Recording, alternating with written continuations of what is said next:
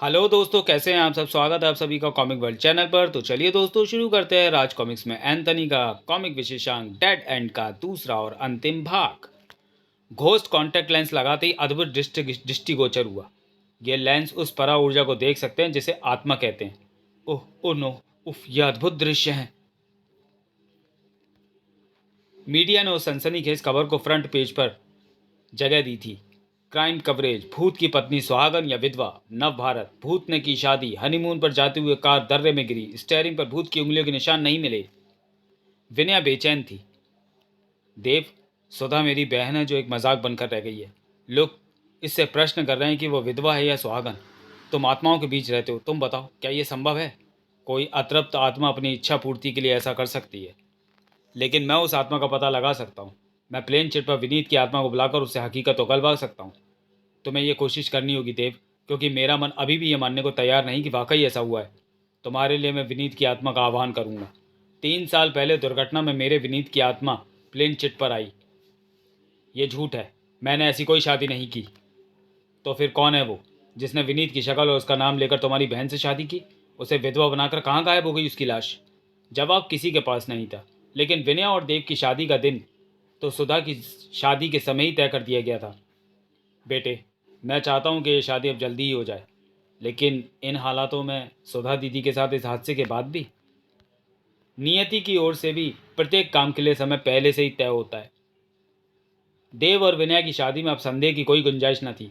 सुधा, तो फिक्र ना करना, मैं उस शादी को नहीं मानता। मैं फिर से तुम्हारी शादी करूंगा और वो तुम्हारी दूसरी शादी नहीं कहलाएगी। इस खुशी के अवसर पर उन मनहूस पलों को याद ना करें पापा। ठहरो सेठ लखानी, यह शादी नहीं हो सकती। मगर क्यों इंस्पेक्टर? मेरा नाम इंस्पेक्टर बगावत है। आपकी बेटी के पति की लाश गायब हो गई थी। वह केस फाइल अभी बंद नहीं हुई और शायद थोड़ी ही देर में मैं वो केस हल कर देने वाला हूँ। सबके चेहरों पर इंस्पेक्टर बगावत ने कई कई सवाल खड़े कर दिए थे। हवलदार, उसे यहाँ लाओ। ये तो कोई डेड बॉडी है। Dead body? यहाँ डेड बॉडी को यहाँ क्यों ला रहे हो? अभी पता चल जाएगा। हवलदार, डेड बॉडी के मुंह से कपड़ा उठाओ ताकि सब लोग इसकी शक्ल देख सकें। हवलदार ने कपड़ा हटाया तो सबसे पहले निकलने वाली चीख विनया की थी। देव, देव, तो तुम्हारी लाश? ये तो। देव दहाड़ा, इंस्पेक्टर, ये सब क्या है? गिरेबान छोड़ो। क्या अब भी कोई नहीं समझा कि यहाँ शादी की आड़ में फिर एक षड्यंत्र खोल खेला जा रहा था? एक बार फिर सौदा वाली कहानी दोहराई जा रही है। क्या अब भी नहीं समझे कि यह आदमी जो वास्तव में मारा जा चुका है जिंदा आप लोगों के सामने खड़ा है? ओ गॉड, इसका मतलब ये देव का भूत है। यह झूठ है, ये लाश झूठी है। मैं देव हूँ, असली देव। इससे पहले विनीत के भूत ने भी इसी तरह पूरी तरह इंसान के वेश में ही शादी की होगी। शायद विनीत की शक्ल में भी यही शैतान आया हो। अब ये गोलियां खाने के बाद तेरी असलियत सामने आ जाएगी, क्योंकि भूत मरते नहीं और गोलियां खाकर तू भी नहीं मरेगा। गोलियों ने अपना रास्ता बदल लिया। किसी भूत के पास ही ऐसा करिश्मा हो सकता है। ये मेरी अंगरक्षक आत्माएं हैं जिन्होंने ऐसा किया है। विनया, तुम तो जानती हो। मैं इन्हें बताओ। ओ विनया, मैं तुम्हारी आत्मा को बंदी बनाने की पूरी तैयारी करके आया हूं। यह वूडू विद्या का प्रयोग करके मेरी आत्मा को जकड़ने की चेष्टा कर रहा है। मुझे अपनी अंगरक्षक आत्माओं को इनके मुकाबले के लिए बुलाना होगा। ओम हीम क्लीम उफ। तेजी से घटी घटनाओं ने जैसे सबकी बुद्धि कुंद कर दी थी। विनय को यहां से ले चलो, हरी अप। मगर पार्किंग से उछलकर नीचे आती उस मौत ने सबका ध्यान अपनी ओर खींच लिया था। ओह उफ, ये तो सीधी हमारी तरफ आ रही है। औगड़ बाबा की शक्तियों से तू नहीं जीत पाएगा देव। वो देख, मौत तेरी दुल्हन की डोली ले जाने उसकी तरफ बढ़ रही है। उससे पहले ही जैसे ब्लेड सी तेज धार हवा कार को दो टुकड़ों में चीरती हुई सी गुजर गई। देखते ही देखते मौत विखंडित हो गई और जमीन से आ टकराई। ब्लेड सी धार वाली वो तेज हवा प्रकट हुई। निर्दोष जान नहीं जाएगी। जिस तरह कार के दो फाड़ किए हैं वैसे ही तेरे करूंगा। एंथनी, सुधा ऐसी घटना की भुक्तभोगी थी। सुधा चीख पड़ी। एंथनी, वो है असली शैतान। मेरी जिंदगी बर्बाद करने के बाद अब ये मेरी मासूम बहन की जिंदगी भी बर्बाद करना चाहता था। एंथनी, उसकी लाश भी देखोगे तो सब कुछ समझ में आ जाएगा। ओह, लाश भी, जिंदा भी। प्रिंस कुछ कहना चाहता था मगर एंथनी उस वक्त तक गुस्से से बेकाबू हो चुका था। यानी जिंदा मुर्दा? सुनो, उफ। देव के अंगरक्षक प्रेत उसकी मदद को आ रहे थे। इसे भूत बाइक रोकेगा। 2000 बीसी के इंजन पावर से भी ज़्यादा शक्ति थी। 2000 सीसी की इंजन पावर से भी ज़्यादा शक्ति थी भूत बाइक में। उफ! व्रूम! भूत बाइक जितनी तेजी के साथ एंथनी को ले उड़ा था, एंथनी उससे भी 4 गुना तेजी से उसे लेकर वापस लौटा था। मोटरसाइकिल में रिवर्स गियर नहीं होता, लेकिन मैं तुझे बिना रिवर्स गियर के ही वापस ले आऊंगा। एंथनी, मेरी बात। देव के होश उसका साथ छोड़ रहे थे। बात सुनने की फुर्सत न एंथनी को थी और न भूत बाइक को था। भूत बाइक बेदद बेहद आक्रामक हो गया था। उफ! लेकिन मुर्दे को वह क्या मार पाता। मेरी ठंडी आग तेरे जैसे दोजख के शैतानों को भी बांध सकती है। ठंडी आग में तड़पता भूत बाइक अपनी बाइक सहित गायब हो गया। एंथनी ने देव को उठाया और उसके मुर्दे को भी। और मुर्दों की जगह कब्रिस्तान में होती है। काव! तो मैं तुम्हारी सही जगह पर पहुंचा दूं। थम! कब्रिस्तान या शमशान घाट ही इंसान की जिंदगी के डेड एंड होते हैं। काव काव! प्रिंस की करकशाहटें एंथनी अनसुनी कर रहा था। एंथनी वापस पहुंचा तो नहीं, ऐसे किसी इंस्पेक्टर को मैं नहीं जानता। लेकिन विनया, उठो विनया। इस नाम का कोई भी इंस्पेक्टर हमारे थाने क्षेत्र में नहीं है। वो कोई फ्रॉड था। शायद वो इस शादी को रोकना चाहता था। आपको उसे रोकना चाहिए था। देव। दूसरी लाश के कारण एंथनी को भी धोखा हो गया लगता है। उफ! अगर हम उसे पकड़ लेते तो आपकी बेटी सुधा वाले केस को सॉल्व करने में शायद काफ़ी मदद मिलती। देव, देव कहाँ हो? मेरा वाला किस्सा एक बार फिर दोहराया जा रहा था विनया। वो देव नहीं, देव का भूत था। तुमने भी तो देखी थी उसकी लाश। उन्हें एंथनी ले गया और पता नहीं कहाँ। नहीं, देव आत्माओं पर रिसर्च कर रहा है। वो खुद भूत नहीं हो सकता। कहाँ? प्रिंस, किसी गड़बड़ का एहसास हो रहा है मुझे। क्या तुझे नहीं हुआ था? क्या कहा? हुआ था? कहाँ? हुआ था तो बताया क्यों नहीं? मुझे चेताया क्यों नहीं? उन लाशों को बाहर निकालना होगा। बेचारा प्रिंस क्या कहता। चेताया तो था उसने। एंथनी ने ही नहीं सुना था। अगर वो जिंदा था तो उसकी जान खतरे में है। उफ! एंथनी ने कब्र खोदकर वह लाश निकाल ली जिसे जिंदा मुर्दा समझकर दफना दिया था। धोखा हो गया मुझे भी। इसमें धड़कनें बाकी हैं। इसकी धड़कनों को तुरंत रवानगी देनी होगी। इसे होश में आना होगा। मेरी कृत्रिम सांसें इसके फेफड़ों को ताज़ी हवा देंगी। कोई फ़ायदा नहीं हो रहा। प्रिंस ने रास्ता सुझाया। ओह, कोशिश करके देखता हूँ। एंथनी की ठंडी आग का स्पर्श खाकर देव के शरीर को शक्तिशाली झटका लगा। क्यों? ठंडी आग असर कर रही है। ठंडी आग इसकी धड़कनों को रवानगी दे रही है। इसकी रगों में खून का दौड़ा बढ़ रहा है। हाँ हाँ प्रिंस, ठंडी आग वापस खींच रहा हूँ। इधर डीसीपी इतिहास मामले की तह तक पहुंचना चाहता था। रहस्यमय घटना की शिकार पहले सुधा और फिर विनया। मिस्टर लखानी, आखिर कोई आपकी बेटियों को ही क्यों निशाने पर ले रहा है?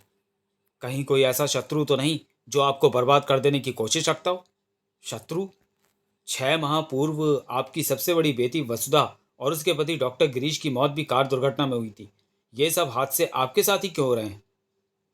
मेरे साथ हादसों की शुरुआत उन्हीं की मौत के साथ हुई थी। लेकिन क्यों, ये मैं नहीं जानता। आप मुझसे कुछ छुपा रहे हैं।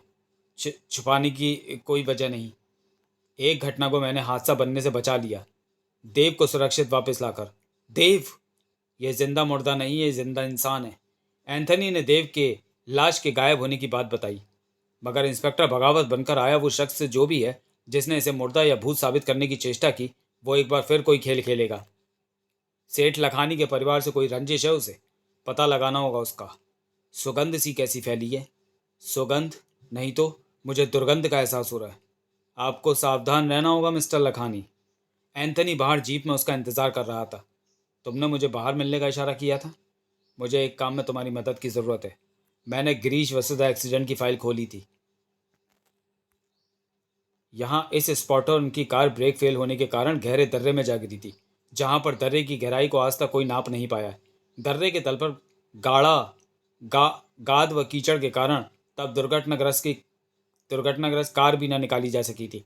गोताखोरी की पोशाकें पहनकर पुलिस जांच दल नीचे गया था। गिरीश की लाश का भी आज तक कुछ पता नहीं चला। मगर तुम मुझे यहाँ क्यों लाए हो? ताकि तुम तल में धंसी उस कार को बाहर लाओ और मैं उसकी गहनता से जांच कर सकूं। तुम कहते हो तो मैं ये काम कर देता हूँ। एंथनी को पानी में उतरने के लिए ना तो स्कूबा की ज़रूरत थी ना ऑक्सीजन की। मुर्दे को इन सब चीज़ों की ज़रूरत नहीं पड़ती। अब दर्रे की गहराई में डुबकी लगाकर मैं उस कार तक पहुँचता हूँ। ये रही। एक बार बाय कहकर चले जाने के बाद जब मैं दोबारा लौटा तो कुदरत ने मेरी हाइड्रोफोबिया यानी पानी के डर की कमी को दूर कर दिया था।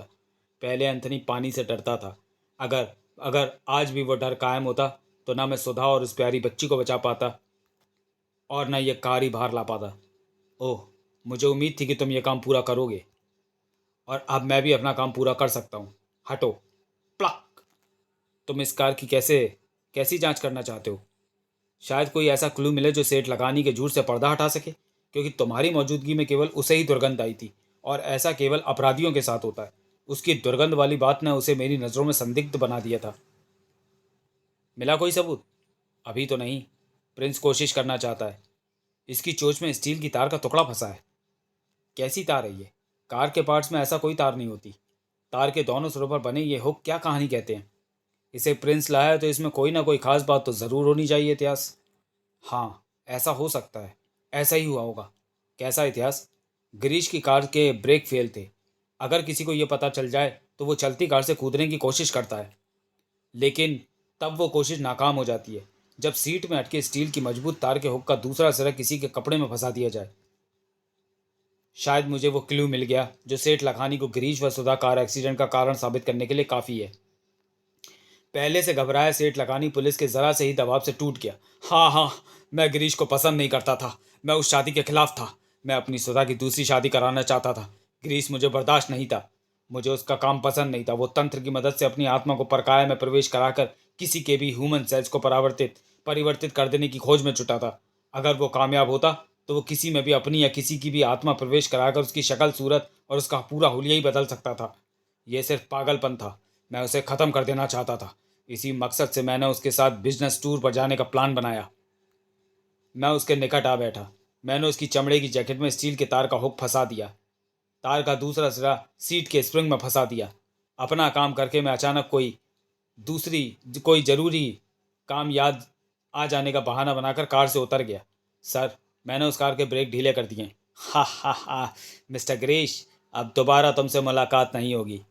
लेकिन मेरी बदनसीबी, शायद उसे मेरी बेटी सुधा रास्ते में ही कहीं मिल गई थी और तब तक शायद ब्रेक पूरी तरह फेल नहीं हुए थे। इस दुर्घटना में मेरी बेटी मारी गई। गिरीश लापता हो गया। मिस्टर लखानी, अपने दामाद गिरीश के खिलाफ षड्यंत्र और हत्या के आरोप में मैं आपको गिरफ्तार करता हूँ। देखा एंथनी, अब केस आईने की तरह साफ हो चुका है। ये साबित हो गया है कि गिरीश जीवित है। 3 साल पहले एक्सीडेंट में मारे जा चुके विनीत और इंस्पेक्टर बगावत के रूप में गिरीश ही था। उस डिपार्टमेंटल स्टोर का मालिक और विनीत के फ्लैट पर मिला व्यक्ति उसकी चाल का हिस्सा थे, जिन्होंने हमें बरगलाने की चेष्टा की। फ्लैट को 3 साल से बंद जैसा दिखाने की कोशिश भी उसी ने की होगी। देव की लाश लाने का ड्रामा भी उसी ने किया है, क्योंकि वो किसी भी शक्ल की कॉपी करने में माहिर है। इससे यह भी साबित हो गया कि एक्सीडेंट से पूर्व वो परकाया के जरिए ह्यूमन साइज बदल देने की अपनी खोज में सफल हो चुका था। वो सेठ लगानी के षड्यंत्र को समझ चुका था और अब वो ऐसी बातें प्रचारित करवाकर उसके पूरे परिवार से बदला लेना चाहता है, ताकि कोई उसकी बेटियों से शादी ना करे। देव को उसने अपना शिकार इसलिए बनाया क्योंकि वो सेठ की सबसे छोटी बेटी विनया की शादी उससे नहीं होने देना चाहते थे। चिड़िया चहचाई तो प्रिंस करकशाया। देव को आश्वासन देना कि मैं कल रात आऊँगा। कल रात उसकी विनया से शादी मैं खुद करवाऊँगा। फिलहाल मुझे जाना होगा क्योंकि सुबह मेरी कमजोरी है। सूर्योदय से सूर्यास्त तक मुझे अपनी कब्र में रहना होता है। अगली रात एंथनी का आश्वासन प्राप्त था देव को। मैंने कहा था आऊँगा, मैं आ गया। एंथनी, शादी की रस्में शुरू हुई। ओम मंगलम। फेरों के लिए अग्नि की व्यवस्था मैं कर देता हूँ पंडित, लेकिन यह ठंडी आ गया है। ये शादी नहीं हो सकती। आह, यह एंथनी नहीं है। सेठ लगानी को ऐसी कोई भी खुशी में नहीं होने दूंगा। एंथनी के शरीर में गिरीश ने अपनी आत्मा पर काया प्रवेश करा दी है। शायद उसने ये काम तब किया होगा जब एंथनी की आत्मा अपने शरीर में प्रवेश कर रही होगी। इससे उसे 2 फायदे हैं। एक तो वो एंथनी की शक्तियों का प्रयोग कर सकता है, दूसरे एंथनी उसे रोकने नहीं आएगा। ये स्थिति खतरनाक है। भाग जाओ, जो यहाँ रुकेगा वो मरेगा। तो फिर इसे कौन रोकेगा? इसे मैं रोकूंगा। गिरीश की आत्मा ने एंथनी के शरीर पर कब्जा कर रखा है, यानी परकाया प्रवेश। ऐसी आत्माओं को कैप्चर करना मुझे बखूबी आता है। अभी मंत्रित घोष पाउडर इस आत्मा को जकड़ लेगा। ओह, उस पर घोष पाउडर का असर नहीं होगा क्योंकि वह एंथनी के शरीर में है, जिसका शरीर बना ही परकाया प्रवेश हेतु है। अन्यथा उसकी अपनी आत्मा भी उसके शरीर में प्रवेश न कर सकेगी। सड़ाक! मैं इसे रोकने की पूरी कोशिश करूंगा। मैं तुम्हें हावी नहीं होने दूंगा। निकलो। घोस्ट लाइटनिंग के शक्तिशाली वार एंथनी को तो पीड़ा पहुंचाएंगे, मगर गिरीश की आत्मा को और भी ज्यादा विचलित करेंगे। गिरीश की आत्मा पर मेरे प्रहारों का असर नहीं हो रहा, लेकिन मेरे आक्रमण के समय उसकी आत्मा थोड़ा विचलित जरूर होती है। और तब उस समय एंथनी की अपनी आत्मा अपनी इच्छा शक्ति का प्रयोग गिरीश की आत्मा को अपने शरीर से बाहर धकेलने के लिए करती है। सड़ाक! अगर मैं अपनी चेष्टाएं जारी रखूंगा तो शायद एंथनी जैसा महाशक्तिशाली आत्मा गिरीश की आत्मा को अपने शरीर से बाहर खदेड़ने में कामयाब हो जाएगी। मुझे इस विद्युत पावर से भस्म कर दो। लेकिन तुम्हें भस्म कर कैसे कर सकता हूँ? मैं तुम पर इस शक्ति का अधिक प्रयोग नहीं कर सकता। करो, अधिक प्रयोग ही करो। मेरा जिस्म भस्म होते ही शैतान की आत्मा मेरे शरीर से मुक्त हो जाएगी और तुम इसे कैप्चर कर सकते हो। वो अपनी जिंदगी के वो अपनी जिंदगी के डेड एंड को पार कर चुका है, उसे कुछ नहीं होगा। वो जैसा कहता है वैसा करो। Click, quick, hurry up. ठीक है इतिहास साहब। एंथनी के शरीर में शक्तिशाली ब्लास्ट हुआ। एंथनी का शरीर नष्ट होते ही गिरीश की आत्मा भाग रही है, क्योंकि उसे मेरे द्वारा कैप्चर होने का भय है। एंथनी की आत्मा उसका पीछा कर रही है। छोड़ूंगा मैं भी उसे नहीं। यह अपने शरीर तक पहुंचने की चेष्टा करेगी। कार में बेहोश पड़ा वो शरीर ही गिरीश का शरीर होना चाहिए, लेकिन इससे पहले कि उसके शरीर में प्रवेश मैं करूंगा। पिछली दफा ये मेरी आत्मा के साथ ही मेरे शरीर में प्रवेश कर गई थी और मेरी आत्मा को इसने बंदी बना लिया था, लेकिन अब मैं इसे इस शरीर में प्रवेश नहीं करने दूंगा। खनाक! गिरीश की आत्मा बिल्कुल पीछे थी, प्रवेश कर ही जाती, लेकिन गिरीश की आत्मा के रास्ते में आया प्रिंस। का उफ! थैंक यू प्रिंस, तूने इसकी एकाग्रता को भंग करके मुझे इससे मुकाबले के तैयार होने का समय दे दिया। ठंडी आग से जकड़ दूंगा। भूत बाइक देव को लेकर आ पहुंचा। बाकी का काम मुझ पर छोड़ दो एंथनी। इस शैतान की आत्मा को घोस्ट डस्ट में हमेशा के लिए कैद कर लूंगा। चलो चलो अंदर दुष्ट आत्मा। नहीं, मुझे जाने दो। ईर्ष्या, द्वेष और बदले की भावना कभी भी इंसानियत को पनाह नहीं देती, वो सिर्फ तबाही को याद रखती है। और तुम्हारा खत्म होना इसलिए भी जरूरी है क्योंकि जब तक तुम्हारा जिस्म भस्म नहीं होगा मुझे भी अपना शरीर वापस नहीं मिलेगा। देव, किल मी। घोस्ट लाइटिंग से भस्म कर दो इस शरीर को। स्क्रिश! तुम तो मानवता के रखवाले हो एंथनी, तुम्हारे आदेश पर मैं कुछ भी करूंगा।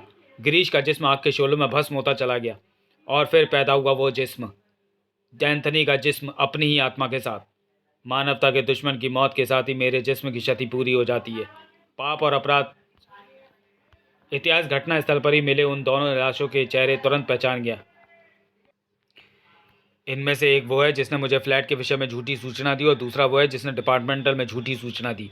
फिर देव, मैंने जो कुछ किया अपनी बेटी व वसुधा की जिंदगी को उस दुष्ट के साय से भी बचाने के लिए किया, लेकिन मेरे गुनाहों की सज़ा सुधा और विनय को मत मिलने देना। मैं आपसे वादा करता हूँ, पहले सुधा दीदी की शादी करूँगा, फिर विनय के साथ आपसे आशीर्वाद लेने आऊँगा। पाप और अपराध के अंत के साथ होने वाली सुबह ही एंथनी को प्रिय थी और प्रिंस को भी। अब यह भी साफ हो गया कि जिस वक्त मैं सुधा और डिंकी को उनकी कार सहित पानी से बाहर ला रहा था, उसी वक्त किसी समय गिरीश कार से बाहर चला गया होगा। समाप्त। तो चलिए दोस्तों, वीडियो को यहीं समाप्त करते हैं और मिलते हैं एंथनी सीरीज़ की अगली कॉमिक्स में अगले वीडियो में। तब तक के लिए धन्यवाद।